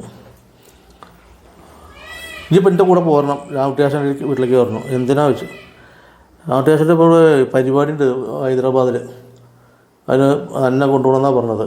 ഞാൻ പറഞ്ഞു ഞാനില്ല, അച്ഛന്ന് പറയാം ആശാൻ്റെ വേഷത്തിൽ തൊട്ടാൻ ഞാനില്ല. അതൊന്നും പറഞ്ഞാൽ പറ്റില്ല, നീ മതിയെന്ന് ആശാൻ പറഞ്ഞിട്ട് എന്നെ കൊണ്ട് ചെല്ലാൻ എന്നോട് പറഞ്ഞെന്ന് പറഞ്ഞ് എന്നെ കൂട്ടിക്കൊണ്ടായി. ഏത് വർഷത്തിലായിരുന്നു അത്? 91 ഞാൻ കൂടിയുള്ള യാത്രയാണ്. അതെ, അപ്പോൾ 91 93 അപ്പോൾ അതിൻ്റെ മുമ്പ് വേറെ കറിയുണ്ട്. അപ്പോൾ ഹൈദരാബാദ് അല്ല, ഓർമ്മയുണ്ട്. അതായത് ആന്ധ്ര സർക്യൂട്ടാണ്, ആന്ധ്ര മുഴുവൻ തുടർച്ചയായിട്ട് കല്യാണ സൗന്ദര്യം. എനിക്ക് തോന്നുന്നു 11 കല്യാണ സൗന്ദര്യമാണ് ഉണ്ടായത്. ഓർമ്മയുണ്ട്. അത് ആന്ധ്ര സർക്യൂട്ടാണത്. അത് 93. അതെ, 93 94 ആ സമയത്താണ് അത് ആദ്യത്തെ. അതിന് മുമ്പ് ഞാൻ പറഞ്ഞില്ലേ ഇതൊക്കെ ആകുമ്പോൾ ഒരു ദിവസം പെട്ടെന്ന് അന്ന് നമുക്ക് പിന്നെ ഈ ഇത് ഇറങ്ങിയിട്ട് പിന്നെ കഥകളിക്കുള്ള വരുമ്പോൾ ഇതെന്ന് പറഞ്ഞാൽ ഒന്ന് കലാതരംഗണി ജോണേട്ടൻ്റെ. അപ്പോഴേക്ക് പിന്നെ ജയകുമാർ എന്ന് പറഞ്ഞ ആൾ നടന കലാലയം ട്രൂപ്പ് തുടങ്ങി കലാമണ്ഡലത്തിന് മുമ്പിൽ. അപ്പോൾ കഷ്ടിച്ച് ഇവിടുത്തെ പണി തിരക്ക് കഴിഞ്ഞാൽ ഇവിടുന്ന് പോയാൽ പിന്നെ ഇങ്ങോട്ട് വരാണ്ട് എപ്പോഴെങ്കിലും വന്നു പോവുക. അങ്ങനെയൊക്കെ അവിടെ അങ്ങനെ ചുറ്റുവട്ടത്ത് അവിടെ അങ്ങനെ കൂടിയ പരിപാടികൾക്ക്. ഒന്നാമത് ഫോണില്ല, വീട്ടിൽ ഫോണില്ല, കറണ്ടില്ല. ഫോൺ ആരെങ്കിലും നമുക്ക് ധൈര്യമായിട്ട് നമ്പർ കൊടുത്താൽ അത് വിളിച്ചു കഴിഞ്ഞാൽ അവർ നമ്മളോട് വന്ന് പറഞ്ഞോളന്നില്ല. ലാൻഡ് ഫോണൊക്കെ ലാൻഡ് ഫോൺ അവർക്ക് 100 പേർക്ക്. എൻ്റെ ഇപ്പോൾ വീട്ടിൽ നിന്ന് ഫോണുള്ള വീട്ടിലേക്ക് കഷ്ടി 1/2 കിലോമീറ്റർ പോകണം. അപ്പോൾ ഇങ്ങനെ ആൾക്കൊരു ഫോൺ വന്നിട്ടുണ്ടെന്ന് പറഞ്ഞാൽ വരണ്ടേ. അപ്പോൾ അതൊന്നും നടക്കില്ല. അപ്പോൾ ഞാനങ്ങനെ സമയം കഴിയാ യൂത്ത് ഫെസ്റ്റിവൽ സമയം കഴിയാ. എന്നിട്ട് ഞാൻ അവിടേക്ക് എത്തട്ടെ, അതിന് മുമ്പ് ഈ നാപ്പാശാൻ വീട്ടിൽ വന്ന് രാമൻകുട്ടി നായരെ കാണണമെന്ന് പറഞ്ഞ് വീട്ടിൽ പോയോ? വീട്ടിൽ പോയി. അദ്ദേഹത്തിന് അല്ലാണ്ട് നാപ്പേട്ടനെ അങ്ങോട്ട് പോകാൻ പറ്റില്ല. അത് ശരി. അപ്പോൾ അദ്ദേഹത്തിൻ്റെ കൂടെ പോയി അവിടെ ചെന്നു. ഇപ്പോൾ കല്യാണ സൗന്ദര്യം എന്ന് പറഞ്ഞ അവർ പിന്നെ കലാശങ്ങളുടെ കാര്യങ്ങളൊക്കെ പറഞ്ഞു തന്നോട്. ഞാൻ പറഞ്ഞു ആശാ എനിക്ക് അതൊന്നും അറിയില്ല, ഞാൻ പറഞ്ഞുതരാമെന്ന് പറഞ്ഞാൽ പ്രത്യേക കലാശങ്ങളൊക്കെ പറഞ്ഞു തന്നു. അതൊക്കെ എന്തായാലും പോയി 2 എണ്ണം കൊട്ടി. അപ്പോൾ ഞാൻ അത്യാവശ്യം കളിക്ക് കൊട്ടാറുണ്ട്. അപ്പോൾ ചെറിയ കളിക്ക് ആ യാത്രയ്ക്കൊന്നും അത്ര വലിയ പ്രശ്നം ഉണ്ടായിട്ടൊന്നുമില്ല. നന്നായിട്ടൊക്കെ ഒരു വിധം നന്നായി കൂട്ടി പോകുന്നുണ്ടോ നോക്കെ. അങ്ങനെ ഒരു ചടങ്ങൊന്നും രാമട്യാശൻ്റെ വേഷത്തിന് കൊട്ടിയിട്ട് അങ്ങനെ പരിചയമൊന്നുമില്ല. ഈ ഇവരൊക്കെ ആദിവാസാനക്കാരൊക്കെ മാറി വരുമ്പോൾ ചെറിയ രംഗങ്ങൾ കിട്ടുമ്പോൾ കൊട്ടിയിട്ടുണ്ടെന്നല്ലാണ്ട് അത്രയൊന്നും കൊട്ടിയില്ല. അതിനുള്ള അവസരം ഉണ്ടാവില്ല. കാരണം ഈ ഒരു ജനറേഷൻ്റെ ഒരു വ്യത്യാസം ഒന്നുണ്ടല്ലോ. എന്നിട്ട് ആ യാത്ര അങ്ങനെ കഴിഞ്ഞു. അത് യാത്ര മുമ്പാണ്. ഇപ്പോൾ മറ്റേതുണ്ട്, ഞാൻ പറയാം കുറച്ച് മാറിപ്പോയതാ. അങ്ങോട്ടെ ഒരു ദിവസം ജയേട്ടൻ ഒരാളെ ഇവിടെ വിട്ടാണ്, ജയകുമാർ. അപ്പോൾ ജോണേട്ടന് വിദേശത്ത് നിന്ന് കുറച്ച് ആളുകൾ, ജോണേട്ടൻ വിദേശികളെ പഠിപ്പിക്കുന്ന ആളാണ്. അവർക്ക് കുറച്ച് ദിവസം റിഹേഴ്സൽ വേണം. വേറെ തിരക്കൊന്നും ഇല്ലാത്ത ആളുകളെ ചെന്നാൽ കഴിയുന്നവരവിടെ ഉണ്ടാവുക, അതിന് അവർക്ക് റെക്കോർഡ് ചെയ്ത് കൊടുക്കുക. അപ്പോൾ അതുവരെയൊക്കെ നമ്മൾ കൊട്ടുന്നുണ്ടായിരുന്നുള്ളൂ. അപ്പോൾ എങ്ങനെ കൊട്ടണം, ഒരു വിദേശിക്ക് വേണ്ടി റിഹേഴ്സലിന് പോയപ്പോഴാണ് ഇന്ന മാതിരി പോയിൻ്റൊക്കെ ഇട്ട് കൊടുത്താലാണ് അവർക്ക് കാണിക്കാൻ പറ്റുള്ളൂ. അപ്പോൾ അവർ ഓരോന്നിനും അങ്ങനെ കൊട്ടി പറ്റില്ല, ഞങ്ങൾക്ക് അഡ്വാൻസ് ആയിട്ട് എന്തെങ്കിലും ഒരു ഹിന്ദി തരണം, എന്നാലാണ് അവർക്ക് മുദ്ര തീർക്കാൻ പറ്റൂ. അങ്ങനെയൊക്കെ ഒരു അവസ്ഥയൊക്കെ വന്നു. ഇപ്പോൾ രാമപാലയ്ക്ക് കൈയിടാൻ വേണ്ടി വരെ അവർക്ക് ഓരോ എന്തെങ്കിലും ഒരു അതവരിങ്ങനെ മനസ്സിൽ കയറി കഴിഞ്ഞാൽ പിന്നെ അവർക്ക് തെറ്റില്ല. അങ്ങനെ ഒരു 3 മാസം അവിടെ റിഹേഴ്സൽ നെടുമ്പര വെച്ചിട്ട് ഈ 3 മാസം അവിടെ തന്നെ താമസം ഉണ്ടായിരുന്നു. അത് കഴിഞ്ഞിട്ട് ഒരു പിറ്റത്തെ കൊല്ലം ഒരു യാത്ര, ഇറ്റലിക്ക് ഒരു യാത്ര. ഇറ്റലിയിലെ ഒരു തിയേറ്ററിൻ്റെ ബെർഗമോയിലുള്ള തിയേറ്ററിൻ്റെ വർക്ക് ചെയ്യുന്ന ആളുകളുടെ പരിപാടിയാണ്. ഒരു ഇറ്റലി യാത്രയൊക്കെ വന്നു. അങ്ങനെ കുറേശ്ശെ കളിയിൽ ഇതിലേക്ക് വന്നു തുടങ്ങി. അപ്പോൾ ഈ ജയേട്ടൻ്റെ കളികൾ ഇഷ്ടം പോലെ. ജയേട്ടൻ്റെ കളിക്ക് മണ്ണാടേശാന മെയിൻ ചെണ്ട. അവിടെയാണ് ഈ തോരണത്തിൻ്റെ കഥ പറഞ്ഞത്. ഉണ്ണീഷാശൻ 2ാം ചെണ്ടക്കാരൻ, ഞാൻ 3ാം ചെണ്ടക്കാരൻ. അപ്പോൾ തിരുവാതിര കളിക്ക് പുറപ്പാട് മേളപദം, അതിപ്പോൾ ഞാനിവരെ കൂടെ കൂട്ടാൻ പറ്റില്ല, 2 ആശാന്മാരെയും കൂടെ കൊട്ടാൻ പറ്റില്ല, എനിക്കൊന്നായില്ല. പിന്നെ സീതാസമരം, അതും 2 കൂടി കൊട്ടി. പിന്നെ തോരണ യുദ്ധം, അതും മണ്ണാഴ്ചൻ സീതാസമരം കഴിഞ്ഞപ്പോൾ നിർത്തിപ്പോയി, ബാക്കി ഉണ്ണീഷാശാനൊക്കെ കൊട്ടി. എന്തായാലും രാവണനായപ്പോൾ എന്നോട് കൊട്ടാൻ പൊക്കണം പറയുന്നു. ഉണ്ണീഷേട്ടൻ കൊട്ടാൻ പോകാൻ പറഞ്ഞു. ഞാനവിടെ ഇങ്ങനെ കത്തിരിക്കും, മൂപ്പര് ചെണ്ട അവിടെ വെച്ചിട്ട് ആശാനവിടെ അരങ്ങത്ത് ചെണ്ട വെച്ചിട്ട് വന്നിട്ട് കൊട്ടാൻ പോടാറുണ്ട്. എനിക്കൊന്നും അറിയില്ല പറഞ്ഞു. അയ്യോ എന്തിനാ വന്നു ചോദിച്ചു ഒക്കെ പറഞ്ഞു. പിന്നെ ഒന്നും പറയാനില്ല, അല്ല അവിടെ അല്ലെങ്കിൽ അവിടെ നിന്ന് കിട്ടും. അപ്പോൾ ഞാൻ പോയി അവിടെ ചെന്ന് ഇങ്ങനെ മേപ്പിട്ട് നോക്കിയപ്പോൾ ഉദയകുമാർ എന്ന് പറഞ്ഞ കലാമണ്ഡലം, അദ്ദേഹത്തിൻ്റെ ആണ് രാവണൻ. ജയേട്ടൻ്റെ ഉദയകുമാറിന്റെ രാവണൻ, ജയകുമാറിന്റെ ഹനുമാൻ. അപ്പോൾ അതൊക്കെ കൊട്ടി കഴിഞ്ഞു. രാവണനാണ് കൊട്ടേണ്ടത്. എന്താണ് രാവണെന്നോ എന്താണ് രംഗമെന്നോ എനിക്കറിയില്ല. അവസാനം വലന്തരമേളായപ്പോൾ ഒന്നും കൂടി വന്നിട്ട് ആ ഉണ്ണികടാശം വന്ന് അതും കൂടി കഴിച്ചു തന്നു. ഒരു വിവരമില്ല. പിന്നെ എങ്ങനെയൊക്കെ കഴിഞ്ഞു, അത് എന്തുണ്ടായി എന്നുള്ളത് ഉദയായിട്ട് എപ്പോഴും പറയാം. അന്നെ കൊട്ടാരാക്കിയത് ഞാനാണ് പറഞ്ഞു. ഞാൻ അന്ന് തന്നെ എന്തെങ്കിലും അവിടെ നിന്ന് ഇതാക്കിയിട്ട് നീ അന്ന് ആത്മഹത്യ, അതോടുകൂടി നിൻ്റെ ജീവിതം കഴിഞ്ഞിട്ടുണ്ടാവും. ഞാൻ അന്ന് ക്ഷമ പാലിച്ചുകൊണ്ടാണ് നീ ഇന്ന് കൊട്ടിക്കൊണ്ട് നടക്കണമെന്ന് പറയാറുണ്ട്. അപ്പം ഞാൻ ബാലചന്ദ്രനോട് കഴിഞ്ഞോട്ടെ, ഇങ്ങനെയൊക്കെ നമുക്ക് ഈ വിഷയങ്ങൾ ഉണ്ടാകുന്ന സമയത്ത് നമ്മുടെ മനസ്സിൽ വാശി വരില്ല, ഇത് പോരാ, ഞാൻ ഇത് ഒന്ന് ഇതിലേക്ക് പഠിക്കണം അല്ലെങ്കിൽ ഒന്ന് ശരിയാക്കണം എന്നൊരു വാശിക്ക് ആ സമയത്തേക്ക് തോന്നിയിരുന്നോ? മനസ്സിൽ തോന്നിയിട്ടുണ്ടാവില്ലേ? അങ്ങനെയുള്ള പഠിക്കുക നമ്മളെല്ലാവരും, അല്ല ആരായാലും പഠിക്കുന്ന ഓരോ അരങ്ങത്തുനിന്ന് ഒരു അനുഭവങ്ങൾ, കളരിയിൽ നിന്നുള്ള അനുഭവം ഒന്ന് ചൊല്ലാട്ട കളരിയിൽ പോയാൽ വേറൊരു തരത്തിലായി മാറുന്നത്. അവിടെ നിന്ന് ഇവിടുന്ന് പഠിച്ചിട്ട് ചെന്നതൊന്നും അവിടെ മതിയാവാത്ത അവസ്ഥ വരും. ഇവിടെ പഠിക്കുന്നതിനൊരു കള്ളിയുണ്ട്.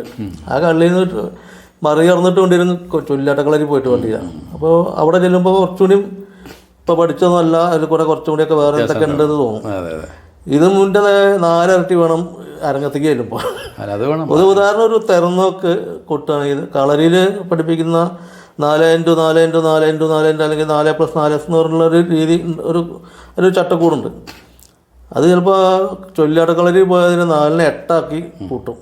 ഇപ്പോൾ അത് അരങ്ങത്തേക്ക് വന്ന 16 പോരാ, 32 അങ്ങനെയൊക്കെ വേണ്ടി വരും. അപ്പോൾ അങ്ങനെയുള്ള മാറ്റങ്ങൾ വരും നമുക്ക്. അങ്ങനെയൊക്കെയുള്ള മാറ്റം അങ്ങനെ. എന്നിട്ട് ഇവിടെ തന്നെ തുടങ്ങാം, നമുക്ക് ഇങ്ങോട്ട് തന്നെ പോരാ. അപ്പോൾ എന്നിട്ട് അവിടെ നിന്ന് ഈ PG കഴിഞ്ഞ് വീണ്ടും നമ്മൾ കൃഷി മേഖലയിലേക്കൊക്കെ വന്ന് അങ്ങനെ നിൽക്കുന്ന സമയത്താണ് ഇപ്പോൾ ഈ ജോണേട്ടൻ്റെ പരിപാടി ഇറ്റലി യാത്രയും വന്നത്. അത് കഴിഞ്ഞിട്ടോ, ഇറ്റലി യാത്ര കഴിഞ്ഞ് അത് കഴിഞ്ഞ് വന്നപ്പോഴേക്കൊക്കെ ഏതാണ്ട് നമുക്ക് എന്തെങ്കിലുമൊക്കെ കൊട്ടാം. അപ്പോഴേക്ക് കുഞ്ചുനാ ട്രസ്റ്റ് തുടങ്ങുന്നു, നടന കലാലയം, ജോണേട്ടൻ്റെ പരിപാടി. അവിടെ അന്ന് എല്ലാ കൊല്ലവും ഒരു 10-13 തവണ ഇപ്പോൾ ഇറ്റലി പോയിട്ടുണ്ട്, യൂറോപ്പിൽ മാത്രം. ശരി. ജോണേൻ്റെ യാത്ര യൂറോപ്പ് മാത്രമല്ല, മെക്സിക്കോ തുടങ്ങിയുള്ള ജോണേൻ്റെ കൂടെ തന്നെ ഒരു 10-13 പോയത് ഈ ഒരു ബന്ധം വെച്ചിട്ടാണ്. പിന്നെ ഈ കുഞ്ചുനാരാശൻ്റെ കുഞ്ചുനാ ട്രസ്റ്റിൻ്റെ ഒരു ഇതുണ്ട്, സമാരോഹം, അതും നമ്മളെ കുറേ സഹായിച്ചു. പിന്നെ ഇവിടെ വെള്ളിനേഴി ഹരിദാസൻ്റെ കുറേ കളികൾ, ഈ നാട്ടുകൂടുള്ള കുറേ കളികൾ, വെള്ളിനേഴി കലാസംഘം ഒരു അങ്ങനെ ഉണ്ടായിരുന്നു, ഒരു സംഘ രൂപീകരിക്കലൊക്കെ ഉണ്ടായിട്ടുണ്ടെന്ന്. അതിൻ്റെ കുറേ കളികൾ. അപ്പോഴേക്ക് നാഗപാശാനം അല്ലെങ്കിൽ ഗ്രൂപ്പ് ഏറ്റിരുന്നു. എന്താണെന്ന് വെച്ചാൽ കൊട്ടാൻ ആളുകളില്ല. എൻ്റെ ആ ഒരു ബാച്ചിൽ ഇറങ്ങിയതിൽ അല്ലെങ്കിൽ വേറെ എവിടെ നിന്നും ഇറങ്ങിയില്ല. അപ്പോൾ സാധനത്തുനിന്നോ ഇരിഞ്ഞാലക്കുടയെന്നോ കോട്ടയ്ക്കെന്നോ ഒന്നും വേറൊരാൾ പുറത്തേക്ക് ഇറങ്ങിയില്ല. ഇറങ്ങിയൊരു കലാമണ്ഡലത്തിൽ നിന്ന് ഇറങ്ങിയവരെന്നെ കഥകളിക്കോട്ടിനെ പേടിച്ചിട്ടോ അല്ലെങ്കിൽ ഇതുകൊണ്ട് നമുക്ക് ജീവിക്കാൻ പറ്റില്ല എന്നുള്ള ഉറപ്പുള്ളതുകൊണ്ടോ എന്താണ്ടോ അറിയില്ല, അവരൊക്കെ വേറെ തായമ്പകം മേളൊക്കെ ആയിട്ട് പോയ ആളുകളുണ്ട്. അവിടെയാണ് എൻ്റെ ഒരു വഴിത്തിരിവ് എന്ന് പറഞ്ഞാൽ, എനിക്ക് ഈ പാലക്കാട് തൃശ്ശൂർ ഏരിയയിലുള്ള എല്ലാ കളികൾക്കും ഒരു മൂന്നാമനായിട്ടെങ്കിലും ഞാൻ ഉണ്ടാവാത്ത ഒരു കളി ഉണ്ടായിരുന്നില്ല അന്ന്. കേശവേട്ടൻ, ഉണ്ണീഷാശാൻ, ഞാൻ, കുഞ്ചുണ്ണിയാശാൻ, ഉണ്ണീഷാശാൻ, ഞാൻ, അല്ലെങ്കിൽ ബലരാമാശാൻ, ഉണ്ണീഷാശാൻ, ഞാൻ, അല്ലെങ്കിൽ ഇങ്ങനെ കുറേ കളികൾ 3 പേരെ ഉണ്ടാവുള്ളൂ. ഇനി 4 പേരാണെങ്കിൽ അതിൽ താഴെ അല്ലെങ്കിൽ 4ാമനായിട്ട്. അങ്ങനെ എനിക്ക് കുറേ കളികൾക്ക് ആ കാലത്ത് അന്ന് ഇന്നത്തെ മാതിരി മുഴുവൻ ഒരാൾ കൊട്ടുക എന്നുള്ളൊരു രീതിയൊന്നുമില്ല.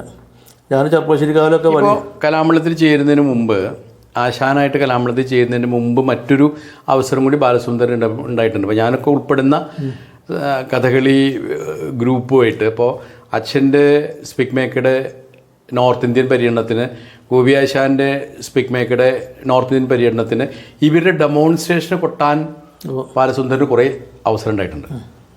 ഇപ്പം നമ്മൾ സാധാരണഗതിക്ക് ആ ഒരു സ്റ്റേറ്റിൽ കയറി കഴിയുമ്പോൾ 20-25 പരിപാടികൾ കണ്ടാൽ നമ്മൾ തിരിച്ചു പോരുക. അപ്പോൾ ഇതിലൊക്കെ ചെയ്യുന്നത് രാമൻകുട്ടി നായരുടെ ചൊല്ലിയാട്ടത്തിനാണ് കൊട്ടുന്നത്, ഗോപിയാശാൻ്റെ മാൻരസത്തിനാണ് കൊട്ടുന്നത്. ഇതൊക്കെ അന്ന് ബാലസുന്ദരനിലുള്ള ധാതു. രാമൻകുട്ടി ആശാൻ്റെ വേഷത്തിന് കൊട്ടാന്ന് പറഞ്ഞ ഒരു പ്രത്യേക ഒരു ധൈര്യം, ആശാൻ തന്നെ ധൈര്യം തരും നമുക്ക്. പിന്നെ അജകര കവളിതായിരുന്നു സ്ഥിരമായിട്ട് രണ്ടു വട്ടം കാണിച്ചു കഴിഞ്ഞാൽ വീണ്ടും നമുക്ക് പിന്നെ അതൊന്ന് മനസ്സിൽ കയറ്റി വെച്ചാൽ കൊട്ട. അല്ല പെട്ടുപോയത് ഗോപിയാശാൻ്റെ ചൊല്ലിയാട്ടൊന്നും വേണമെന്ന് പറഞ്ഞപ്പോഴാണ് ഞാൻ പറഞ്ഞ ആശാൻ എന്നെ കൊണ്ട് പറ്റില്ല, അത് ബുദ്ധിമുട്ടാണ്, മാൻപ്രസവം പോലുള്ള ആട്ടങ്ങളൊക്കെ കാണിച്ചാൽ അത് വേണം പറഞ്ഞു. എന്നിട്ട് അതിൽ കാര്യങ്ങൾ പറഞ്ഞ് ഞാൻ അവിടെ ഇരുന്ന് എഴുതി, ആശാൻ പറയുന്നത് ഞാൻ എഴുതി. യാത്ര നോർത്ത് ഇന്ത്യ അങ്ങനെയാണ് അത് കൊട്ടിയത്. വലിയ കുഴപ്പമില്ല. എൻ്റെ ഓർമ്മ ശരിച്ചാൽ നമ്മുടെ ആദ്യത്തെ യാത്ര രാജസ്ഥാനിലേക്കാണ്. ആദ്യത്തെ യാത്ര ഗോപിയാശാൻ്റെ. അതിന് മുമ്പ് അച്ഛൻ്റെ നമ്മൾ ജമ്മു കാശ്മീർ ആ ഭാഗത്ത് കൂടെ ഒക്കെ ഉണ്ടായിട്ടുണ്ട്. പക്ഷേ ഈ ഗോപിയാശാൻ്റെ യാത്ര, ആദ്യത്തെ യാത്ര നമ്മൾ പോണത് രാജസ്ഥാനിലേക്കാണ്. അന്ന് ആ യാത്രയിലാണോ നമ്മളൊരു പുലരും വരെ യാത്ര ചെയ്ത് ബാലസുന്ദരൻ്റെ ആ യാത്രയിലായിരുന്നു നമ്മൾ. അതായത് ഡൽഹിയിൽ നിന്ന് ജയ്പൂർക്കാണ് പോണത്. ശരിക്കും നമ്മുടെ നിബന്ധന പ്രകാരം നമുക്ക് യാത്ര ചെയ്യേണ്ടത് 3 മണിക്കൂറാണ്, 3-4 മണിക്കൂർ. ആ 4 മണിക്കൂർ എന്നുള്ളത് ഈ വണ്ടിക്കാർ നമ്മളെ ഇങ്ങോട്ട് വണ്ടി തെറ്റിച്ച് പോയിട്ട് പിറ്റേ ദിവസം സൂര്യൻ ഉദിക്കുകയാണ്. അത് ഓർമ്മ ഉണ്ടല്ലോ. ഒരു രാത്രി മുഴുവൻ യാത്രയാണ്. ആ രാത്രി മുഴുവൻ യാത്ര കഴിഞ്ഞ് പിറ്റേ ദിവസം രാവിലെ സൂര്യൻ ഉദിക്കുമ്പോഴാണ് നമ്മൾ ആ പരിപാടി സ്ഥലത്ത് എത്തുന്നത്. അതിനവർ പോലീസിലൊക്കെ വിവരം കൊടുത്തിട്ടൊക്കെ അങ്ങനെ ഉണ്ടായി, എഴുതി പോയി എന്നുള്ള രീതിയിലൊക്കെ. അങ്ങനെ ആ അവസരങ്ങളിൽ കൂടെ കുറേ ചൊല്ലിയാട്ടങ്ങൾക്കൊക്കെ അന്ന് ചെയ്യാൻ വേണ്ടി ഗോപിയാശാൻ്റെ രാമദേശൻ്റെ ഒക്കെ വേഷം ഞാൻ നാട്ടിൽ തന്നെ കൊട്ടിയുണ്ട്. ഈ കല്യാണോദ്യം വഴിയിൽ നിന്ന് പോകുമ്പോഴൊക്കെ ഞാൻ കൊട്ടിയിട്ടുണ്ട്. സന്താനോപാനം സത്യം കഴിഞ്ഞിട്ട് കൊട്ടിയിട്ടുണ്ട്. ഗോപിയാശാൻ്റെ ഒക്കെ വേഷത്തിന് ആ കാലത്ത് കൊട്ടിയിരുന്നു. അന്ന് ഇപ്പോൾ 2 ആളാണ് മീതുണ്ടാവുക. അപ്പോൾ ഒരാൾ ഒരു ആദ്യത്തെ കഥ പകുതി കൊട്ടി കഴിഞ്ഞാൽ പ്രധാന ഭാഗം പെട്ട ഭാഗം കൊട്ടിയാൽ പിന്നെ രണ്ടാമത്തെ ആൾ രണ്ടാമത്തെ കഥയ്ക്കേ പോകുള്ളൂ, മെയിൻ കഥ. അപ്പോൾ എന്തായാലും ഗോപിയാശാൻ, പത്മാശാൻ, രാമൻകുട്ടി ആശാൻ അങ്ങനെയുള്ള ആശാന്മാരൊക്കെ ഉണ്ടായിരുന്നു. അപ്പോൾ അന്നൊക്കെ അങ്ങനെ കുറച്ച് കൊട്ടാൻ തരായത് കൊണ്ടാണ് ഞാൻ ഈ യാത്രയിലൊക്കെ പങ്കെടുക്കാനും ചെയ്യാനും ഒക്കെ കഴിഞ്ഞത്. അതെ അതെ, അല്ല അത് നല്ലൊരു അനുഭവമാണ്. ഞാൻ എന്താ പറയുക, ഈ നമുക്കൊക്കെ ഇപ്പോൾ എനിക്കും ബാലസുന്ദരനൊക്കെ നല്ല അനുഭവമാണ്. നമുക്ക് നേരിട്ടുള്ള അനുഭവം തന്നെയാണ്. ഇവരുടെ ഈ കളരിയിൽ ചൊല്ലിയാടുന്ന പോലെ ആ ചൊല്ലിയാട്ടത്തിന് കൊട്ടുമ്പോൾ നല്ല മികവും നമുക്കതിൻ്റെ പാചകരങ്ങളൊക്കെ കൃത്യമായിട്ട് കാണിക്കും. 2 ആളും കാണിച്ചിരുന്നു, അച്ഛനും കാണിച്ചിരുന്നു, ഗോപിയാച്ചനും കാണിച്ചിരുന്നു. അപ്പോൾ അതിനൊക്കെ കൊട്ടുമ്പോൾ നമുക്ക് പിന്നെ മേളക്കാരെന്നുള്ള രീതിയിൽ നമുക്ക് കുറേ ഗുണങ്ങളും കുറേ ധാതു നമുക്ക് സംഭരിക്കാൻ കഴിയും. അതൊക്കെ പിന്നീട് ഉപയോഗിക്കാനും കഴിയും. അത്